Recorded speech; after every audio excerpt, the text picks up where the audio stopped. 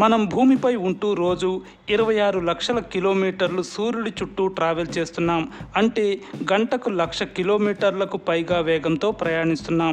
మరోలా చెప్పాలంటే మనం సెకండ్కి 29 కిలోమీటర్లకు పైగా ప్రయాణిస్తున్నాం. నీరు తడి అవ్వదు అనేది ఎక్కువ మంది శాస్త్రవేత్తల భావన. అంటే నీరు ఏదైనా సాలిడ్ సర్ఫేస్ని టచ్ చేసినప్పుడు ఆ సర్ఫేస్ తడి అయ్యేలా నీరు చేయగలదు. అది నీటికి ఉన్న సామర్థ్యం.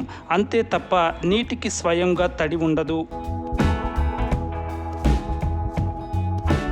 నత్తలకు చాలా ప్రత్యేకతలు ఉన్నాయి. ఇవి తమ కాళ్ళ ద్వారా శ్వాస తీసుకుంటాయి. ఇవి రాళ్ళు నేలపైనే కాదు, బ్లేడు అంచుపై కూడా ఏమాత్రం కోసుకోకుండా నడవగలవు. అంతేకాదు నత్త కావాలనుకుంటే డీప్ స్లీప్లోకి వెళ్ళగలదు. దాదాపు 3 ఏళ్ల పాటు కంటిన్యూగా నిద్రపోగలదు. ప్రపంచంలోనే అతి చిన్న సముద్రం ఉత్తర యూరప్లోని బాల్టిక్ సముద్రం. ఇది 1610 కిలోమీటర్ల పొడవు, 193 కిలోమీటర్ల వెడల్పు ఉంటుంది. దీని లోతు 180 అడుగులు మాత్రమే. మన సౌర కుటుంబానికి ఒక గోడ లాంటిది ఉంది. దాన్నే హీలియోపాజ్ అంటారు. ఇది చివరి గ్రహం తర్వాత ఉంటుంది. ఇది మన ఇళ్లకు కాంపౌండ్ వాల్ లాగా పనిచేస్తుంది. ఎలా అంటే సూర్యుడి నుంచి వచ్చే సౌర గాలులు హీలియోపాజ్ వరకు వెళ్తాయి. ఇవి వేరే సూర్యుళ్ళ నుంచి గెలాక్సీల నుంచి వచ్చే సౌర గాలులను హీలియోపాజ్ దగ్గర అడ్డుకుంటాయి. తద్వారా ఆ ప్రమాదకర గాలులు మన సౌర కుటుంబంలోకి రాకుండా అక్కడే ఆగిపోతాయి. తద్వారా మనం సేఫ్గా ఉంటున్నాం.